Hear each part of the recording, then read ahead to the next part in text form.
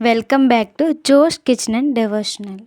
ఈరోజు మన వీడియోలో వరలక్ష్మి వ్రత విధానము, కావలసిన వస్తువులు, తోరం ఎలా తయారు చేసుకోవాలో చెప్తున్నానండి. ఎవరు స్కిప్ చేయకుండా ఎండింగ్ వరకు చూడండి. వరలక్ష్మి వ్రత విధానము. వరలక్ష్మి వ్రతం ఆచరించే రోజు ఉదయాన్నే తలస్నానం చేసి ఇంటిని శుభ్రం చేసుకోవాలి. ఇంట్లోని పూజా గదిలో కానీ ఒక మూల కానీ మండపం ఏర్పాటు చేసుకోవాలి. ఈ మండపం పైన బియ్యపు పిండితో ముగ్గు వేసి కలశం ఏర్పాటు చేసుకోవాలి. తోరాలు, అక్షితలు, పసుపు గణపతిని, పూజా సామాగ్రి సిద్ధం చేసుకుని అమ్మవారి ఫోటో మండపంలో ఉంచాలి.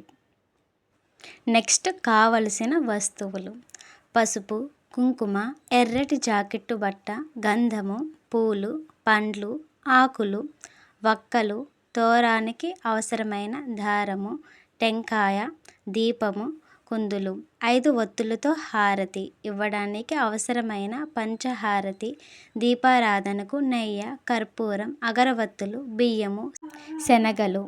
తరువాత వరలక్ష్మీదేవికి నైవేద్యంగా 3 కానీ 5 కానీ 7 కానీ 9 కానీ రకాలు వంటకాలు మన స్తోమతకు తగ్గట్టుగా వండుకొని అమ్మవారికి నైవేద్యం నివేదించాలి.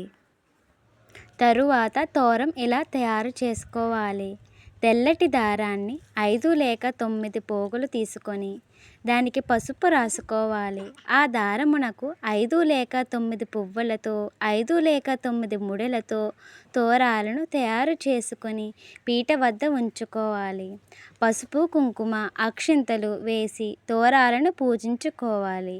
ఈ విధంగా తోరాలను పూజించిన అనంతరమే పూజకు ఉపక్రమించాలి, అనగా పూజను ప్రారంభించాలి.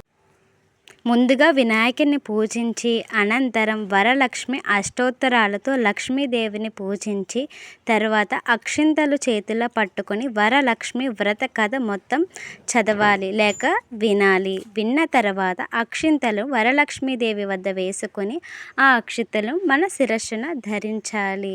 తరువాత వరలక్ష్మీదేవికి హారతి ఇవ్వాలి.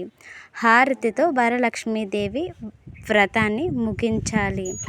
పూజ అయిన అనంతరం మన ఇరుగు పొరుగు వారిని ముత్తైదులు 3 కానీ 5 ముత్తైదువులను పిలిచి కాళ్ళు కడిగి పసుపు రాసి పారాయణ పెట్టి మన ఇంట్లోకి ఆహ్వానించి శనగలతో 2 రకాల పళ్ళును పెట్టి తాంబూలాన్ని సమర్పించాలి.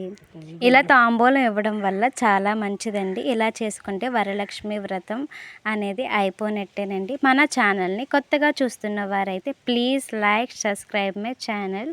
Thank you for watching.